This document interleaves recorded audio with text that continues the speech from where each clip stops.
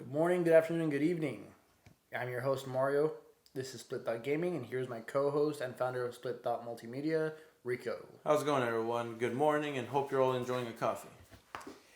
I know I am. Me too, and it was pretty good. Yeah, mine's a cafe mocha with caramel macchiato creamer. Mine was just like a French vanilla with some chocolate, just cause. Why not? Yeah. All right, so to reiterate, this is Split Thought Gaming. This is a game podcast where we talk about how split thinking or split thought goes into gaming in and of itself. Mm-hmm. Yes. And we explain what split thinking is. So, without further ado, here is our first segment. Rico, go ahead. So, for today's episode, I'm going to go ahead and cover up some gambling game called, blackjack. Those that, for some reason, never played blackjack, just another word is 21. So, basically, the point of the game is to get the highest card that leads either 21, no more. You mean adds up to 21? Adds up to 21, thank you. So, let's say you get 10 and an ace. Then right there you have 21. Well, obviously. Well, ace is the only card that can equal 11 or 1. Which is the rule. I don't understand it, but I mean, that's just the rule. So, the point of the game is you gotta at least get up to 21. And if you bust, if you go over, then you lose. Yeah, automatically you lose, yeah. Now, you are playing against the dealer. The dealer gets as many turns as they want until they bust. What kind of dealer? Talking about weed dealer? No, coke dealer? 18-year-old asking for an adult buying a beer dealer? Like what? Yes. So all of that, okay. All of that. So the dealer, the card dealer, no matter what, he's always gonna keep going until he hits 21 or he busts.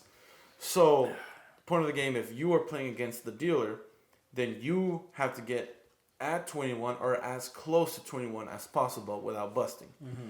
So, why does this matter about split thought? Well, every time you play this game, you're not gonna guaranteed. Like, it involves a little bit of luck and strategy. In a sense, yes. In luck, where you need the cards to kind of be in the right position, like safe, like right there, the jack and the 6. For those of you who are listening, he is using an actual deck of cards, and he pulled out a jack and a 6. Yes. Now, I have a 16 in total right now, so I could stay here, or I could hit. Now, I'm going to hit one more time just to show. Well, I can't show because you guys can't see. And bust, 26. And with this, I busted with 26. Therefore, I would lose. So, with blackjack, in the game, you're always thinking, should I hit or should I stop? Or should I stay? Yes. So, in this game, it rewards you. Where, of course, you play this in casinos or you play this with some friends, like maybe some quarters. But in casinos, you gotta put in their minimum, which is like, I don't know, like $5 per game.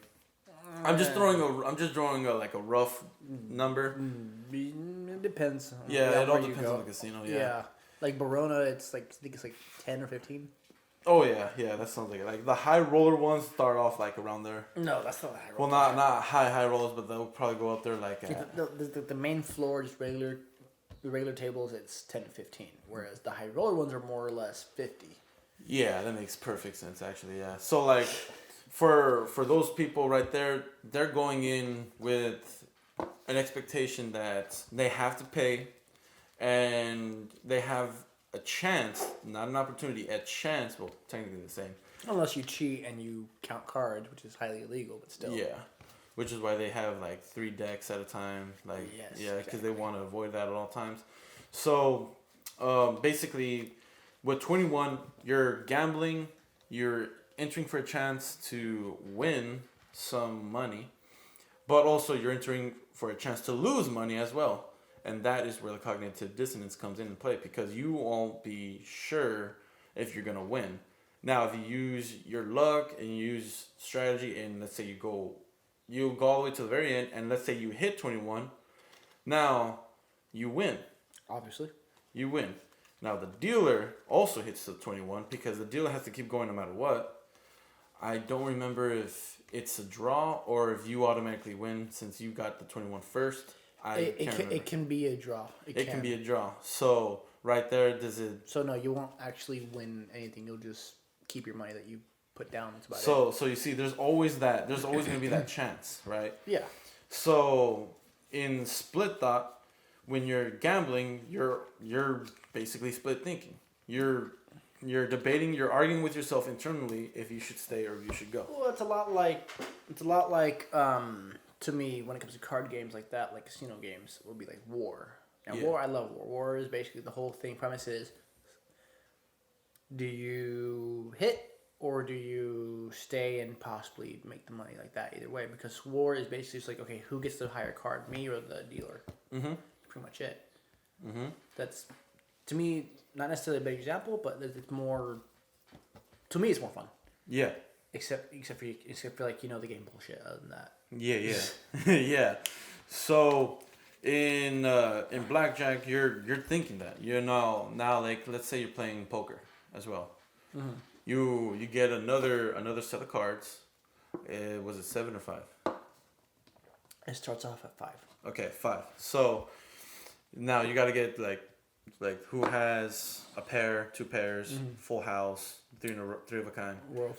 Royal flush. Now that is a rare one, which is why that is kind of like the royal flush is like up there, right? Once you get that, nothing can beat you. No, there's a way to beat it, but I just can't remember how. Yeah, I can't remember either, but I do know for sure the royal flush is pretty damn rare. I've only seen it once in real life. Yeah, in real life. But I've never got it personally. But basically, when you're playing blackjack, you're always going to be on that risk of you're going to lose or you're going to win. Should I stay or should I go? Da-na-na-na-na-na. There. So there's my game right there. Of course, any gambling game works, especially in slots. Yep. Because in slots, like, it's a completely random, like, spinning, like, cogs. I mean, some people will say it's fixed, but like some people will say it's fixed, but it's hard to tell, like, because the more recent digital ones are more fixed, whereas the old school, you'll pull the lever and it rolls. That's more you have a better chance with those. Yeah. Even though now they're just penny slots and shit. Now there is always a risk in that still, right? Like there's still a risk because you've got to pay. But they're pennies, dude. There's penny slots. Oh yeah. Pennies, like anyone can play. I think that's cool. You put in 25 and you can choose to gamble 1 penny. Yeah. The most you'll win with the penny though is like $2. Oh, yeah. So like, it's still something. It's something. Yeah, it's still in the green. It's not like you're not losing much. It's just a penny. Yeah. So with split thinking and gambling in general, you're always going to be thinking. Now, if let's say you're in a hot streak, as we discussed earlier, you're winning. Now, you get cocky. You'll get cocky, but you'll also think maybe if I keep going, I'll keep winning. Or cocky. You might think that, or you might think I just won right now. I should pull out before I lose any more. That's what she said. Oh my god. So basically, that concept is still there. You're still thinking. You're still gonna be thinking that in the back of your head because, like, it may be luck, it may be strategy, but it's not forever. Mm-hmm.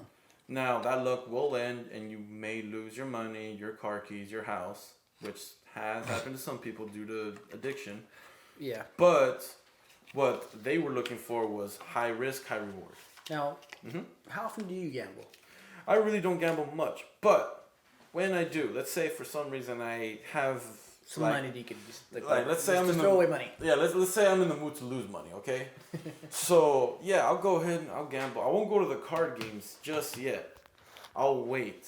I'll go to a slot, probably build up something, try to get my confidence going up, and like by the time I'm ready, yeah, sure, I'll probably hit the blackjack like once or twice.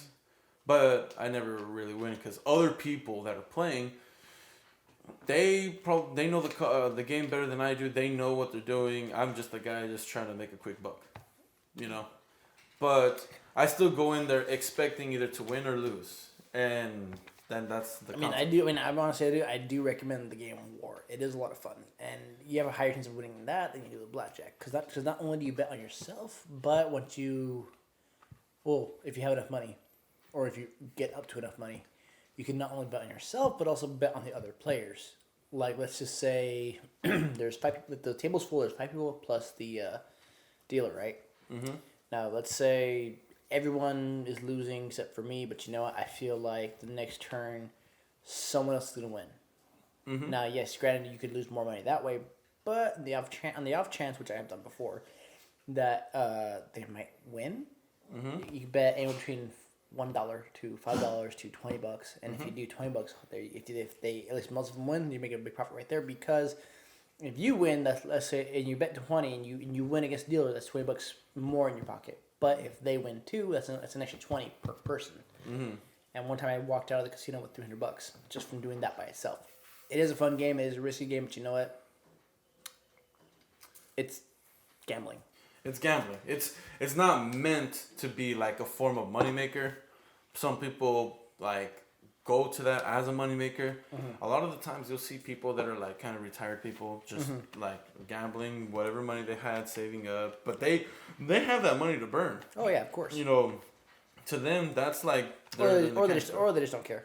Or straight up they don't care. Yeah, but like at that point of their life, they have the money to burn that they're just throwing it in, just trying to get. They're still getting a good time. Most likely they're getting a good buzz too, which is why that equals them gambling more. Mm-hmm. But for sure, they're always going to just assume they're going to think, okay, I'm either going to win or I'm going to break even. That's the neutral. That's the good. Like, if you break even, you didn't win or lose. You broke even. You had a good time. Yeah. But, I mean, the point of gambling is to win. So, like, it's kind of interesting. Yeah. Now, for your game that you wanted to bring up. My game, I have been playing it nonstop since the last podcast. Yeah. At first, I played it for a little bit. I was like, yeah, it's okay, whatever. But then I was like, you know what? I'm going to give it another shot on Thursday night after I left your house. Or your house. And I got addicted to it. I've been playing it nonstop every single day for about 10 to 12 hours a day. Mm-hmm. It's sometimes more. Well, first of all, the new Dragon Ball game, Dragon Ball Z Kakarot, or Dragon Ball Kakarot, whatever. Mm-hmm. Not a fan of it. Mm-hmm. Really not. Yeah. Because they said, oh, it's going to be an RPG element with Dragon Ball. They did that already. Yeah. Several times. Mm-hmm. Besides the fighting games like Ultimate Tenkaichi, Budokai Tenkaichi, besides those, they did RPG with Ultimate Tenkaichi, Raging Blast 2, I believe. No, not Raging Blast 2. And the Xenoverse series. Mm-hmm. Dragon Ball Z Kakarot is basically you just use the main players. Yeah. But you can go fishing. Yeah. Goku can go fishing. He can cook food. That's it. Like that's it. Yeah. That's the only thing added, and they always repeat the same 2 to 4 arcs, which is the Saiyan Saga, Frieza Saga, or the Namek Saga, whatever you want to call it, the Android/Cell Saga, and the Boo Saga. They always repeat those. Always. Now, what I like about Xenoverse 2, which is the game I'm going to be talking about, they expand on it so much. And to me, it's more of an RPG than fucking Kakarot is. Yeah, I agree.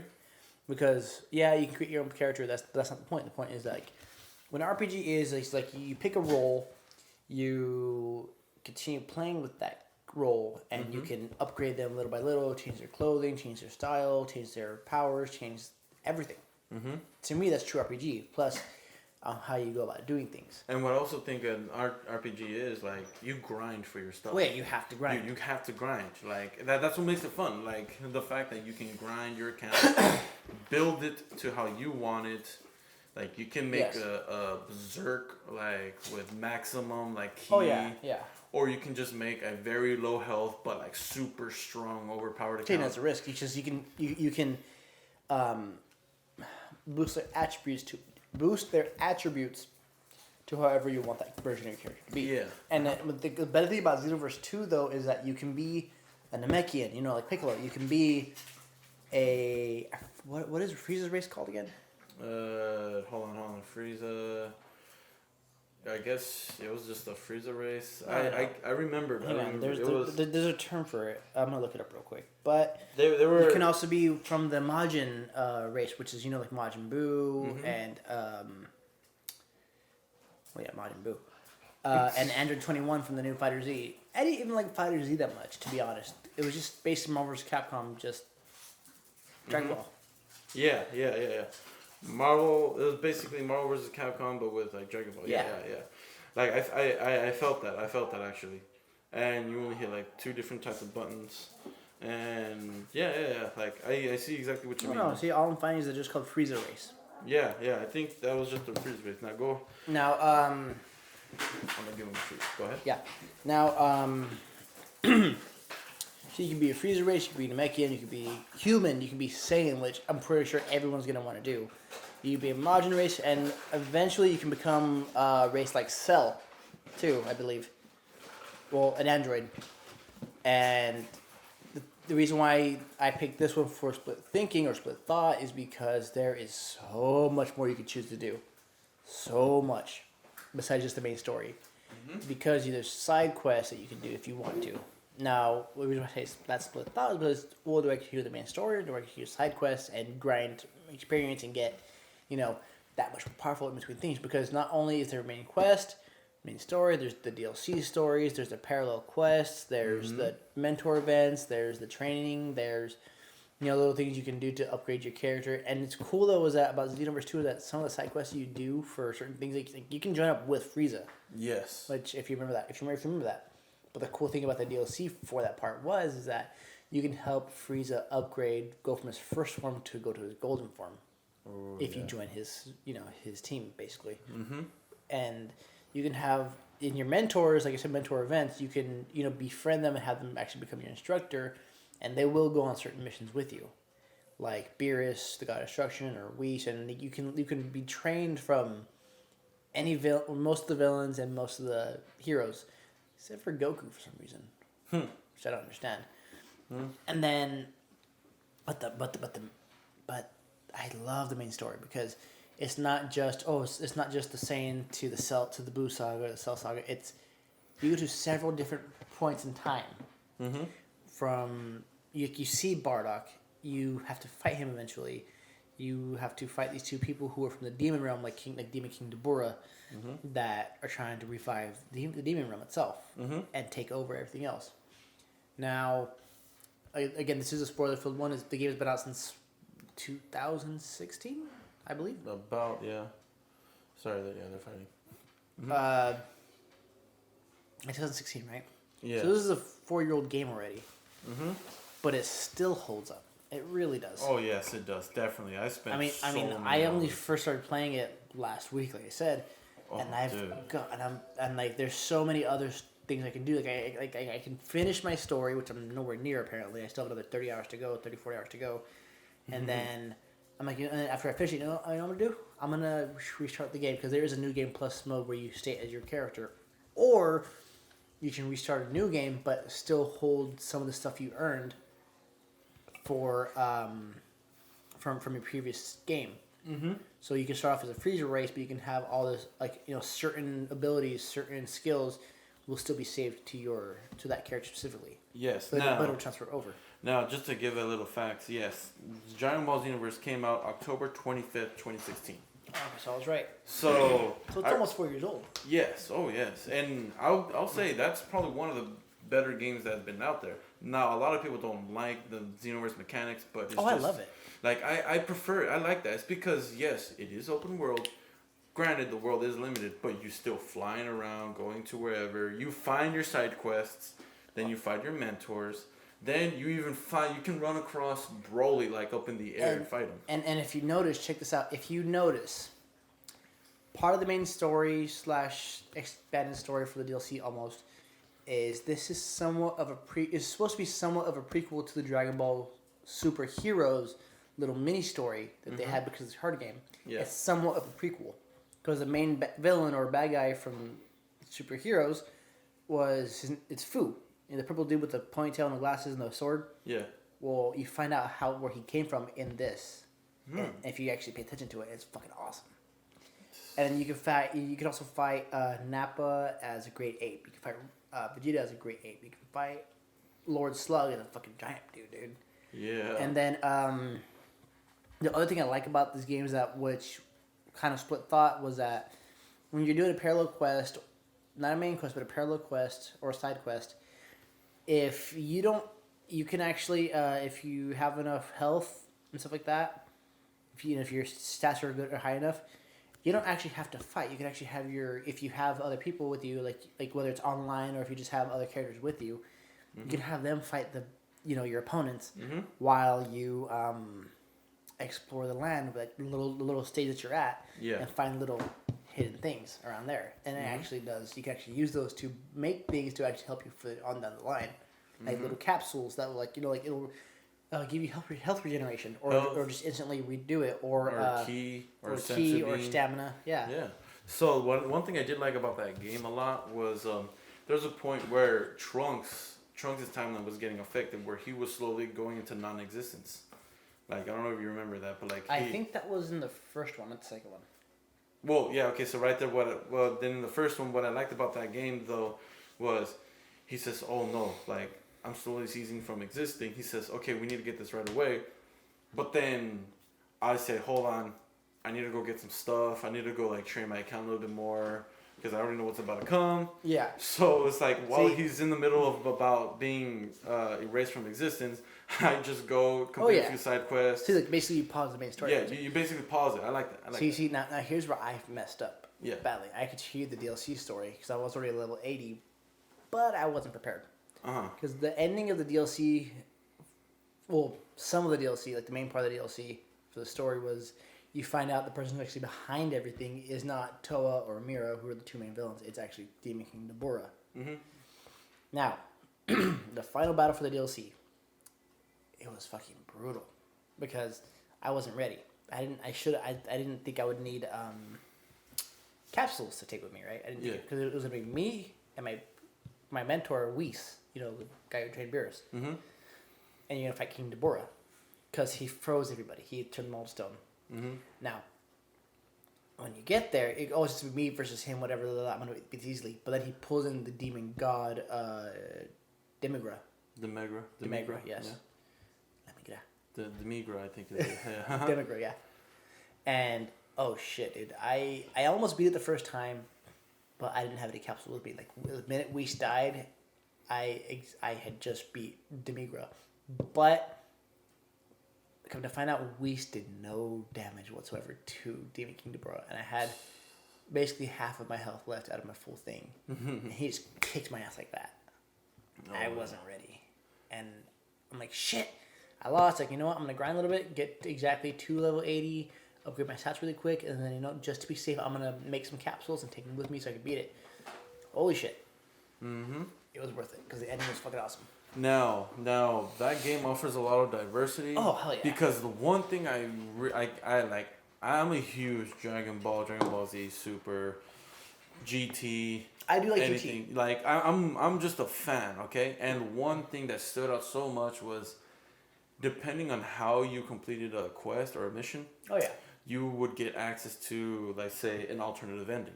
So let's say, for example, like, okay, defeat Cell. I'm just gonna do this one, like, defeat Cell without anybody dying. Yeah, defeat Cell without anybody dying. Boom, you unlocked another ending to that part.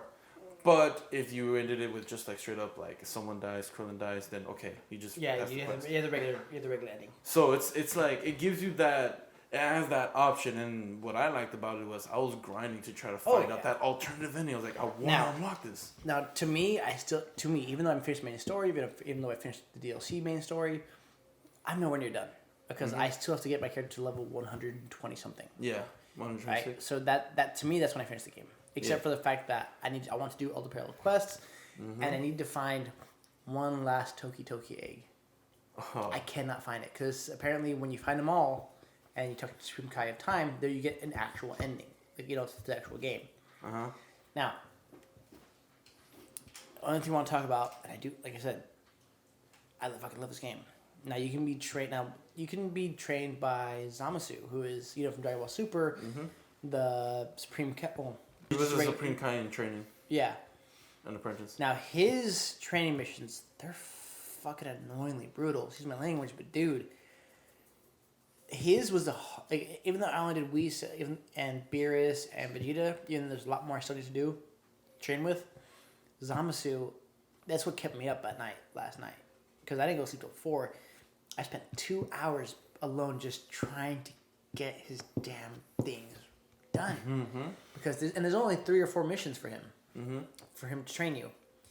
But they are ridiculously cruel. Because besides the grading too, because this game does grade you on every single mission you do, or every single thing you do. Mm-hmm. You get between an F to a Z. And Z obviously being the best. Yeah. Now, with Zamasu, like every other mentor, you have to just use their ability. That's it. No, you have to do everything just right. You have to time it perfectly. You have to hit him perfectly. You have to do this, do that, and you have to do it several times. Like the first mission, I spent 30 minutes on it because you had to time. You could get the combo done, but you had to do 3 different ones. You had to time every single button you pressed. You had to time it just right. If you didn't, you have to restart that same combo, and obviously he fights back. Mm-hmm. So either you run out of time or he'll kill you. Yeah. So I had to keep retrying. Like literally 20 seconds before I was finished, keep retrying, and that shit just pissed me off. Cause dude, I was like, I was this close to throwing my controller. Like I was gonna throw it and say, you know what, good night, screw this. Mm-hmm. But you have to do that 3 more times. Plus the final mission, which is you just have to beat him, and he heals ridiculously fast. Now, with the final mission, you don't have to get combos perfectly fine. You don't have to do anything like that. All you have to do is beat him. Yeah. But again, he heals ridiculously fast. Oh, yeah. It sucked. But I beat it, and I learned all his shit. I learned his little secrets. Uh-huh. Now, the way for you to get from level 80, higher than level 80, is you have to do these same 7 missions over and over and over again. I hear that. But in between missions, in order for the next one to pop up, you have to do at least 3 parallel missions or 3 mentor quests. That's it. Mm-hmm. But it gets repetitive. You have to do it at least, from what I heard, at least 5 or 6 times to get to that final cap of 100 something. Oh man! Because you have to do 7. You have to do 7 missions for Planet Namek. Mm-hmm. And in between those, you have to do 3 missions. So you do 1 and then 3, 1 and 3. So if you do that, if you have to do that at least 5 times, let's see, per mission. So 4 missions for 7. So 4 times 7 is 28. 21. No, it's not. It's 28. 7 times 3. 7 times 4. Oh yeah, 28. Okay. Yeah. And then you have to do that at least 5 times. So you have to do it 5 times 8 is 5 times 40. 8 is 40. For the 4 on top, 5 to, you have to do at least 90 missions. And Yeah. sometimes though, and I hate it, there's a bug. Sometimes they don't even count certain ones, and they have to restart from scratch. I remember that. Yeah. Like I abused a few mechanics on some of the games. Yeah. Like for example, when I had Vegeta as a mentor, there was this mechanic where you can train with him. Like let's say you completed all the training. Yeah. You can train with him again, but when you defeated him, you'd get like 10,000 experience, like just straight up. Oh, I didn't know that. I think this was It might have been patched. Yeah, I bet it got patched, but I abused the fuck out of it because I was like, you know what, like I need to get some attribute points, and the parallel quests are not helping. See for me, I can't do that because my level is capped at 80 right now, which fucking sucks. Yeah, that does. But it's a grind, ain't it? It's a grind, but it's still fun. Like, I will keep playing this game until I finish everything. Until I finish all parallel quests, until I do all the mentor events, until I get to fucking my player level to 100, and then I'm going to redo the game, but from the new Game Plus mode, and then I'm also going to do the other races too. So I still have a long way to go. But you know what? I don't give a damn. This game is addictingly fun. Yes, it is. And now that's one last thing I wanted to cover. It's like grinding in any game. It's like very rewarding. Yeah. I know it's like a very... It's tedious. It's tedious, okay? It requires patience. It requires a lot of time. And it definitely requires, like, persistence. Like for a lot of people, they can just quit, never get to the point, you know, but they'll never get the reward. But then, for those people that are, like, patient enough, stubborn enough, that don't want to put the controller down, they will get the reward eventually. See, now I'm not a completionist. Mm-hmm. Some people think I am, mainly because I'm a completionist when it comes to the old games like Nintendo 64 era, like Banjo-Kazooie, Super Mario, Donkey Kong. I'm a completionist when it comes to those kind of games. Yes. But this game, it is too fucking hard to be a completionist. So I'm like, you know what? I'm just gonna keep playing until I get the most out of this game. Until I feel like I have finished. Mm-hmm. Not get all the achievements, not get all the trophies. Mm-hmm. But enough to say, you know what? To me, I completed this game. Yes. Like now I'm gonna just throw this game in there, but I'll go and I'll speak about this game in the next podcast. But that same feeling that you explained, I get it from Guitar Hero. Like, if I get 100% on a song, sure, it's great. But if I didn't maintain that combo the entire time, if let's say I overstrummed, like in a mid like I don't know note, that's just gonna get to me because yes, I got 100%. Yes, it is a gold star. However, it is not the most points that I could have gotten because I fucked up my combo. Yeah.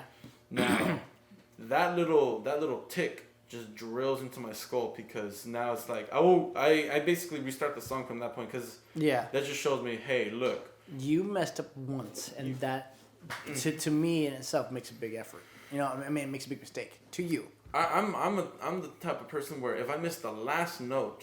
Like, I'm gonna restart. I gotta restart. No. The last note is like one of the most important roles. Yeah. And that's like the kind of secret role none of us talk about because we kind of already have an idea. Yeah. You gotta hit the last note.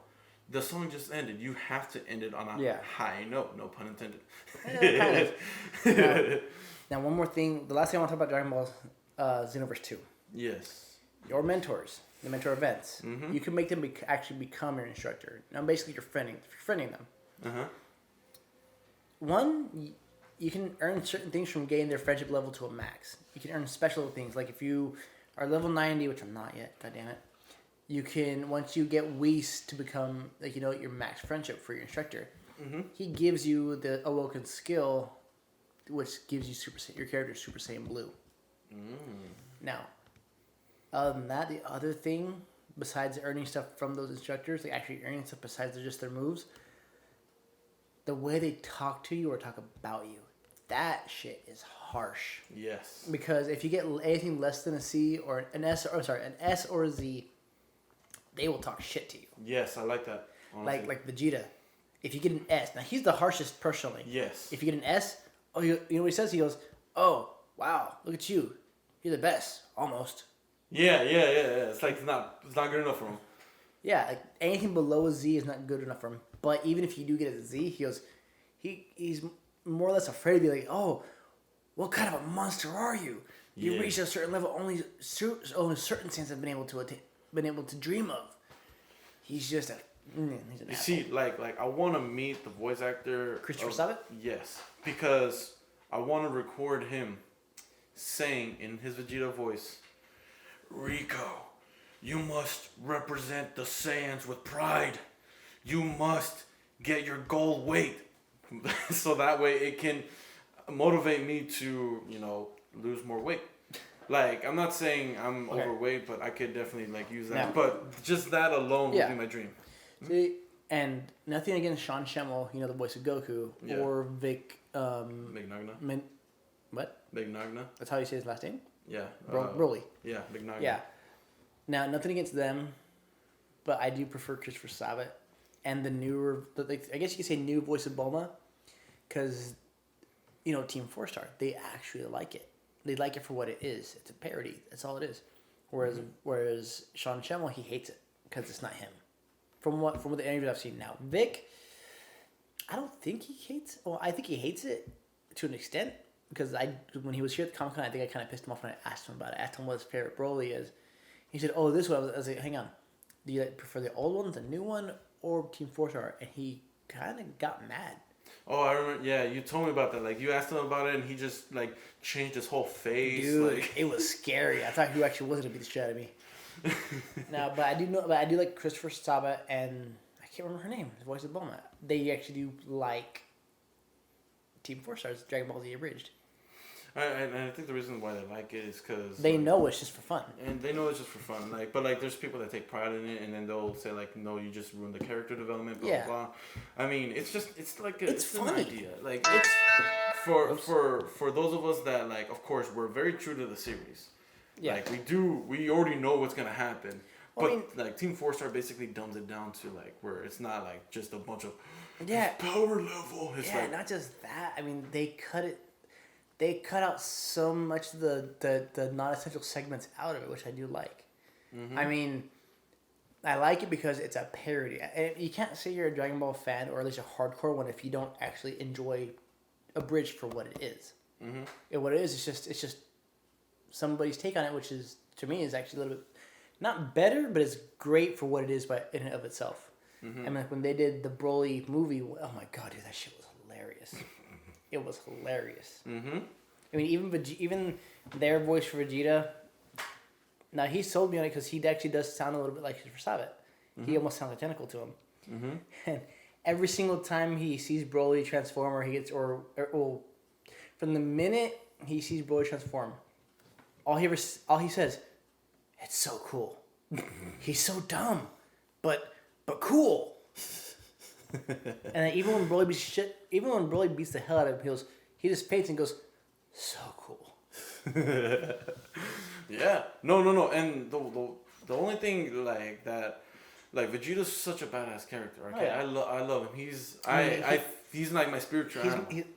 Well, not animal, but technically spiritual alien. Ape. He's an ape. Ape. Thank you. So, like, I love him. I mean, he's even my wife's favorite character. She doesn't like Dragon Ball. Dude. Unless she's high. It's cause, dude, his development, though. Like, his character. Like, everything about him is great. Now, like, whenever he shows up, he always has the most badass entrances. Like, he shows up ready to fuck shit up, but he gets his shit fucked up. Oh, yeah. Because Akira Toriyama wanted Goku all of a sudden to be this overpowered, like basically. Well, he is. He's always overpowered. He's the main character. But now he wasn't. He was supposed to be dead after the Cell Saga, and then Gohan was supposed to be the new character. But then everybody complained. Everyone complained. Everyone said we want Goku back. No, fine, whatever. Appeal to the fans. But if it wasn't for them, we wouldn't have Super Saiyan 3. So I'm just saying though, to clarify, this is pretty much a Dragon Ball podcast. Basically. Dragon Ball Cup podcast for this episode. I'm down with a little gambling, but I mean, dude, fucking Vegeta's sacrifice, even though it was in vain, it was fucking heartfelt. Because I completely forgot about it until I was playing Xenoverse 2 when I got to that point of the arc, and I was like, oh shit. Yeah. Wow. Yeah. I forgot how much this made me emotional. I almost cried. It was sad. It fucked me up as a kid, dude. Like it really did, because like from there I thought that's it. Is that why you don't like hugs anymore? Good question. Good question. Like, on some shit, like, that episode did fuck me up. And then I was just like, I don't even, like, as a kid, I was just like, I don't even want to watch the next episode. Now, like, that was tragic. Now, Goku had Super Saiyan 3. But Vegeta had his Majin form, and that was so much better.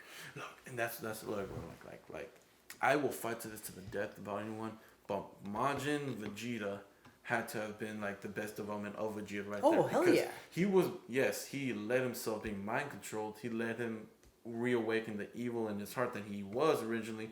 But that evil was not strong enough to overpower the love he had for his own kid. And his wife. And even respect for Goku. Because he even admitted it right before he killed himself. Well, the thing I like about Xenoverse 2, about that part, is that they added something in there. Mm-hmm. He actually thanks Piccolo. Now in the show, he never thanked him. That's true. Yeah, that's true. But in the game, he's like, Piccolo. Thank you. Yeah. Thank you. Yeah. I remember that. Piccolo tells him, like, you know you're not going to make it, right? Yeah. He just thanks him. He goes, take these kids as far away from here as you can. And Piccolo. Thank you. I remember that. Because he never calls him Piccolo. He always calls him Namekian. He just says Namekian. But right here, though, at this moment, he says Piccolo. That sounds a lot. Just that little tiny You see detail. the growth, which I love. And like Vegeta just outright like said, you know what, like it's either I kill you myself. Yes. Or no one else will. Yes. And the way how he did it is just by converting all of his massive energy into just a giant ball of destruction. It's a suicide bomb. A suicide bomb, yes. Because he kills himself. Now, because this is becoming a Dragon Ball podcast for this episode. I love it. I will say this. Fuck Goku. Yes. Fuck Goku. Yeah, the show's about him. No. Mm-hmm. After the Saiyan saga, it became all about Vegeta. Yeah, Gohan for Cell Saga, whatever. But to me, it's always been about Vegeta after he came in, because you see his growth. You see how his determination. Even in Super, he's not in there as much, but when you see his growth, it makes it like, oh, this isn't Kakarot's show. It's Vegeta's show. Mm-hmm. Holy shit, dude. I mean, like, even in Broly, the new movie, Vegeta's a fucking beast. Mm-hmm. And in Dragon Ball Battle of Gods, when Beerus hits Bulma, he goes. He actually almost gives Beerus a little bit, like, he makes him try. Yeah. Right? But when you watch this, whether it's in the show for Super or if you actually watch the movie itself, you see what he does to try to keep the peace. He fucking dances in an embarrassing fucking dance about bingo. Mm-hmm. That shit made me laugh. But then you see how far what he's actually able to do to save the world and risking his pride by fucking doing that stupid ass dance. Yes. Like, Vegeta's always been prideful. Yeah, and then now back to Dragon Ball Z Abridged. I think they're not better, but it's on par. Their version of Vegeta is on par with Christopher Sabat's, because I don't remember if they did this in the actual show, which is the official release, where Cell kills Trunks. Mm-hmm. I don't remember him ever saying my baby boy. Do you? I'm gonna have to rewatch that. When Trunks gets killed by Cell. Boy, my son. I remember hearing my son. Yeah. My baby boy. I think that was added by Team 4-Star. Oh, we'll do a fact check. Now, whenever he screams my baby boy, my wife was like, "Holy shit, he is pissed." Yeah. And then, because it's sad, but to me, for some reason, the Team 4-Star version of it made me feel a little bit more. Mm-hmm. Because, holy shit, dude. Like, you see him treat Trunks like shit the entire time. Yes. I mean, even in one part where Cell beats the shit out of him and he ends up in water, he goes, "Wow. So this is what it feels like. Pride in somebody else." Mm-hmm. And he touches his lip. Unfortunately, it's overcome by all this rage. Mm-hmm. Overshadowed by all this rage. Mm-hmm. And oh my god, dude, like you see him transitioning from being a complete asshole to being somewhat like, you know what, I have pride in somebody else, to my baby boy. And I think what happened was seeing the death of his son, even though yes, it was like it's a grown-up version of him. What I think happened was Vegeta wasn't accustomed to him yet, because Trunks at the time was just still a baby. Yeah, still a baby. But the future Trunks, like he was closer. He was closer, yes. But then he saw the potential that Trunks had, so that's what made him a little more harder on Trunks as a kid. But now, what was kind of sad was Trunks never got a chance to meet his dad, like, in the future. Yes. He never got a chance. Like, his dad died before all of it. Before all of it. And then when he went back into the past and he saw his dad, he was just like, "Wow, that's really my dad." Like, he's kind of a dick. Yeah. But then they grow close. Yeah. Like, even in the ending of the Cell Saga, which is the last one, unfortunately, for Team 4-Star, you see them just look at each other, they flip each other off, and they smile, and then Trunks leaves. Yeah. Because it's more of like a father and son respect kind of thing. Not I wouldn't say love, but respect. The same thing when they did with Super, like right before Trunks left. Yeah. Vegeta tells him, "Don't come back." He just tells him, "Don't come back." But then right before he leaves, they run. Like, Vegeta tries to punch him, Trunks catches it, and they just both smile. Like, I saw that as like, damn, that's a badge of respect right there. Oh, or even in Super, whenever they're actually trying to help Trunks train, and Vegeta's in a Super Saiyan Blue form, he's trying, they're being an asshole to him. Trunks pretends to start crying. Mm-hmm. And then when Vegeta has his back turned, he goes, "Oh, you're such this and that, you never amount to anything." Trunks just stops. And he just punches him out of nowhere, and then Vegeta just looks at him and smiles. I'm like, oh shit. Yeah. Yeah, that's his son, all right. That's you feel it. And that I guess that's what Vegeta wanted to see. Like, he wanted to see the determination in us, the persistency. Yeah, like Vegeta, like you can tell he just oozes pride. He oozes. Oh yeah, of course. That's who he is. He is the pride of all Saiyans. Technically, now I'd say he's the king of all Saiyans because his dad died. Like King Vegeta, yeah, but like a lot of people don't want to see it that way. Some people say like, oh no, Goku's the main character. Blah, fuck blah. Goku. Like look. Like in Dragon Ball Xenoverse. Yeah, fuck Goku. Dude, look, okay, I'm gonna just call this right now. Okay. Goku caused a lot of like. Yeah, he causes everything. He just did not have any common sense, bro. Like he caused a turn of power and almost had all the universes, including their own, destroyed. Mm-hmm. It was his fault. Yes. But Vegeta's story, his arcs in every single one of the seasons, is always the best one because it shows a character who's been pure evil to being, you know, he became an anti-hero. Yeah. And he's the embodiment of Saiyan pride. Mm-hmm. And even with the tournament of power that came out 2 years ago. Yeah. Yeah, he took on Kaba from Universe 6 as his pupil. Mm-hmm. And he made a promise that, hey, I will go to Universe 6 and I will meet the Saiyans there. Mm-hmm. And you can see that he has pride in Kaba too. That's why in the Tournament of Power he helps Kaba get to Super Saiyan 2. And Kaba, even though he's a little scrawny little fuck, he is fucking strong. He has potential, and Vegeta sees that, which I do fucking like.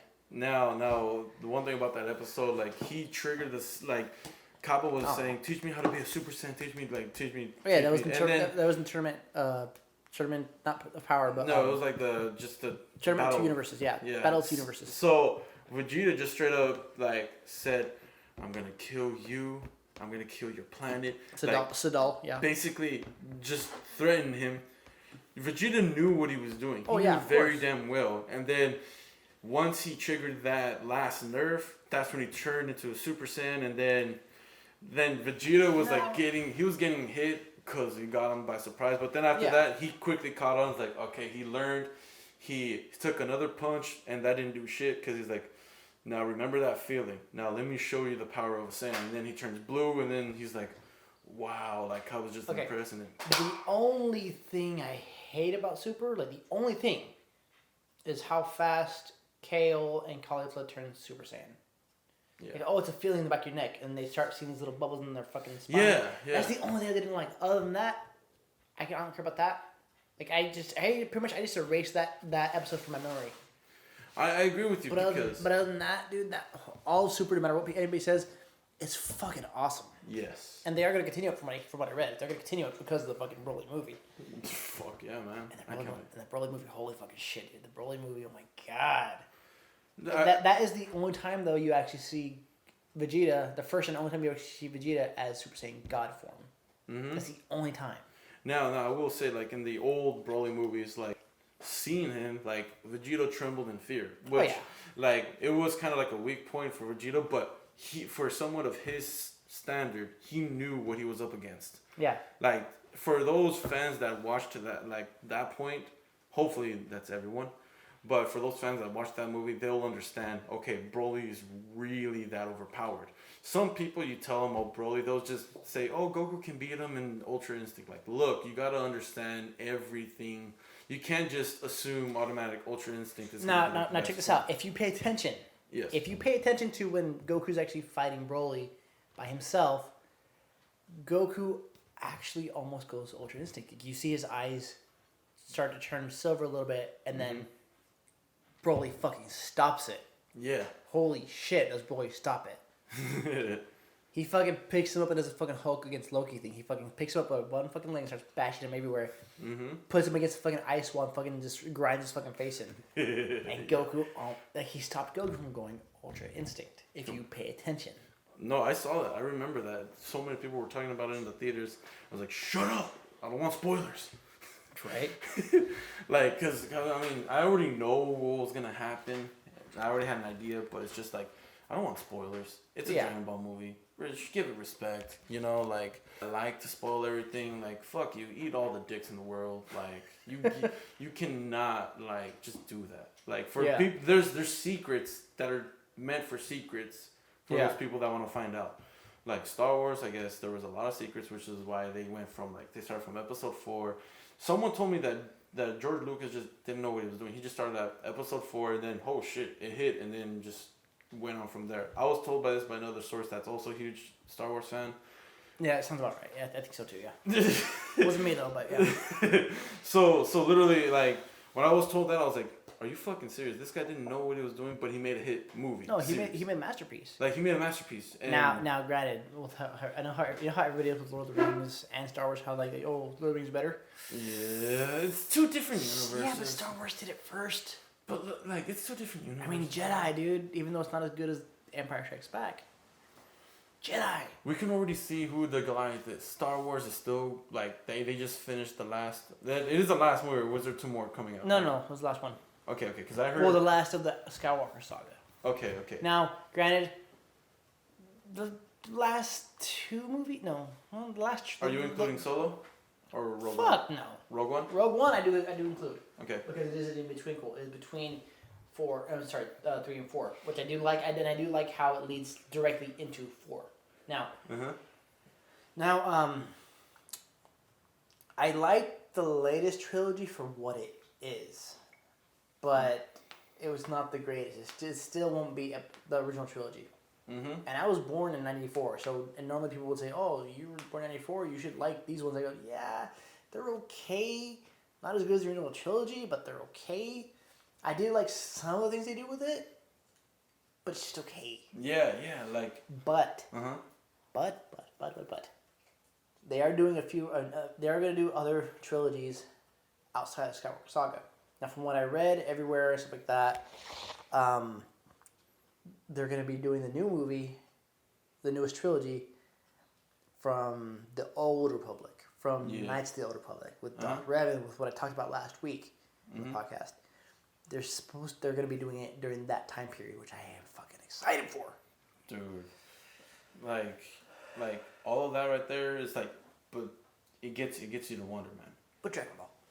But Dragon Ball still, but it still gets you to wonder, you know, like. Oh yeah. Like how things just kind of all happen. Now, Dragon Ball, like we'll go back to this. I know we're gonna steer it off. We were talking about like gambling, then Xenoverse, and now it just turned to Dragon Ball. But fuck it, we're gonna dedicate this one to Dragon Ball with a little gambling, and but originally, I guess Dragon Ball was supposed to be just the only series. Oh yeah. And then it wasn't supposed to continue on from there. But Goku. But there was mystery of why Goku had a tail and why he became a great ape. Yes, and people wanted to know. So thus Dragon Ball Z came out, and then actually the series, the Z series, was supposed to end all of it on different sagas. It was supposed to end after Frieza saga. Okay, like no one was supposed to be stronger than Frieza. Yeah. Akira Toriyama basically made it so that it looked like Goku died. Goku's done for. Basically, Goku died so many times, and he was supposed to stay dead. Yeah. But people want him back. Gohan was supposed to be the next main character, which I would have liked. Yeah. Because Gohan was such a badass in the Cell Saga. He literally did a father-son Kamehameha. With one hand. With one hand. And not just one hand. The other hand was completely like it was done. It was done.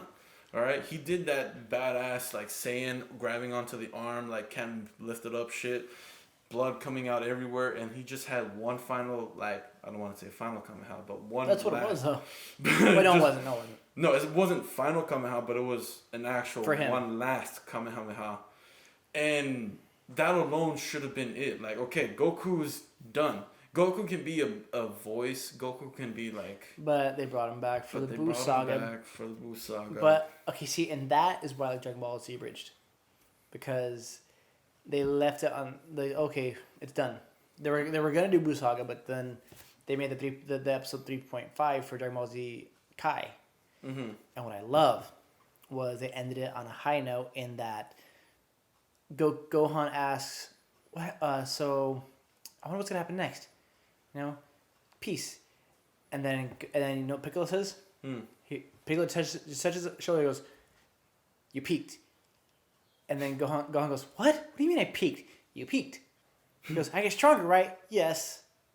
And no. And then it just ends right there. Yes. And I love that. Like Gohan, when he went... I liked when Gohan was an Ultimate Gohan. Yes, his mystic form, yes. Dude, that was brilliant. Because it was Super Saiyan without Super Saiyan. It was basically Super Saiyan in base form. Yes. But very overpowered, very strong, and he looked like a Super Saiyan without the hair. Like you can already see it in the fucking you see it. tip. But now, I want to say Super Buu. No, not Super Buu. Just regular. Which one? It's because Super Buu with Gohan absorbed, but then there's also Super Buu without Gohan being absorbed. There's Majin Buu, Super Buu, and Kid Buu. So Super Buu, without any absorptions, he was just overpowered, ready to kill him. But then Gohan, of course, saying shit. He got cocky, went ahead, and then just got swallowed. Yeah. Which kind of put a huge dent in the progress of killing him, because now he just became even more powerful. And but of then course Vegito. and then Vegito. Yeah. Now watch. And because of this, that's how they permanently brought Goku and Vegeta back to life. And I will give him the benefit of the doubt. It was kind of badass to see Vegito. It was, but I mean. Now watch. Here's a good debate. Everyone says, "Oh, Vegito should have killed Super Buu right there." But here's the thing: Vegito knew he could have killed him. Super Buu knew he could have died. Mm-hmm. They already knew who was the obvious victor. Yeah. The reason why they didn't do it is because they would have killed Bulma, Trunks, Goku, everybody, and Gohan inside of Buu. And then they did do this for a second in Resurrection of Frieza. Yeah. They did it for a split second. They killed everybody. Mm-hmm. Except for Bulma and Goku. And I think some of the Z Fighters, I'm not sure. Yeah, like Piccolo. But the whole planet was just gone. Yeah. But I will say this, though. I know I'm going to cause some arguments. Fuck the Buu Saga. GT was better. I know. Look, man, I agree with you on that, but I know it's an unpopular opinion for me. This is my opinion. People hate it. I know they do, but they gave Super Saiyan 4. Yes. And Super Saiyan 4 Gogeta against Omega Shenron. Against an actual. It was slow. It was super slow. It was so much filler, but the ending was fucking perfect. The Buu Saga, the ending, He just came back as Oob. Yes, he just came back. But they showed what Oob would become after because he was the reincarnation of Majin Buu. And he became a guy for good. But dude, Super Saiyan 4 Gogeta, the Big Bang Kamehameha, and when he just fucks with Omega Shenron. Where he's about to do it, says, "This is my final move," and fucking confetti comes out of his fucking sleeves. Yeah. Dude, that is why I will forever say GT is better than the Buu Saga in Z. Oh yeah, dude. And granted, Pan was fucking annoying, but it's forgivable because the story in it of itself, oh, make a wish, you have 1 year to find the Dragon Balls again in the entire universe. Yeah, it's actually a good story. If you really dissect it and think about it, it actually is. It's a compelling story. It's a great story.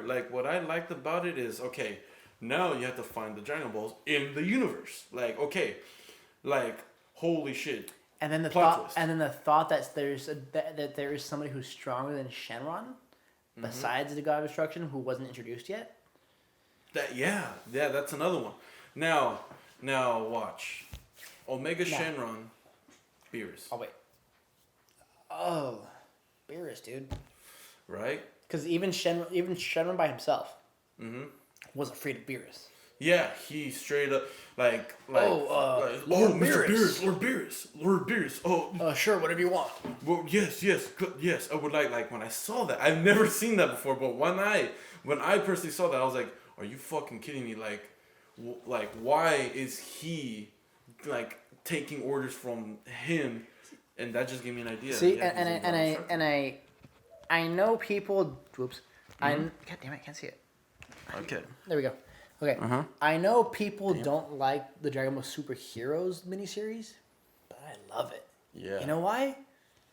because Super Saiyan 4 and GT is in both Xenoverse 2 and technically in Superheroes, it is the equivalent of Super Saiyan Blue. Yes. It is the equivalent. I'll go ahead and say I think Super Saiyan 4 is stronger than God. Just because like I see it as... It's primal. It's their version of what if Goku went Broly, in a sense. Yeah. Like, I see it as, like, Super Saiyan God is, like, the step right before 4. Like, I know a lot of people say, no, it's the ultimate form. I think it's... No, to me, I wouldn't call it the ultimate form, but I think Super Saiyan 4 is one step below Broly, and Broly can take on Vegeta. So, yeah, in a sense, it is better than God form. Not blue form, well, a little bit of blue form, but... God form, because Broly's Super Saiyan, Legendary Super Saiyan, his green hair, that's his primal rage. His primal. Now, what Super Saiyan 4 is, it's a mixture of Super Saiyan and the Great Ape form because the blood waves from the moon, which made it, and it contained They contain the Great Ape form. They contain the energy, the power of a Great Ape into a smaller container, basically. And I thought that was pretty badass. Dude, fuck yeah, dude. Yeah, that was definitely... You know what's sad, though? What's up? Vegeta will never go Super Saiyan 3. I know. But he has Majin form, so it's forgiven. Vegeta basically rolled it all with Majin form. Now, I think we already hit an hour. Yeah, we hit an hour. So, what we're going to have to, like, cut it on this one, but then we're going to do the second podcast, right? For the just whatever. I think we're good for the day, though. Okay. Because our last podcast episode was 35 minutes. Yeah, and this we kind of doubled that. So we'll go ahead and cut it there. You go ahead and close it off, and then we'll see you guys next time. All right, everybody. Thank you for listening to Split Thought Gaming. I am your host, Mario. This is Rico. You can find us on eventually Spotify, but right now you can find us on YouTube and Facebook. Good day, good evening, and good night. And good morrow.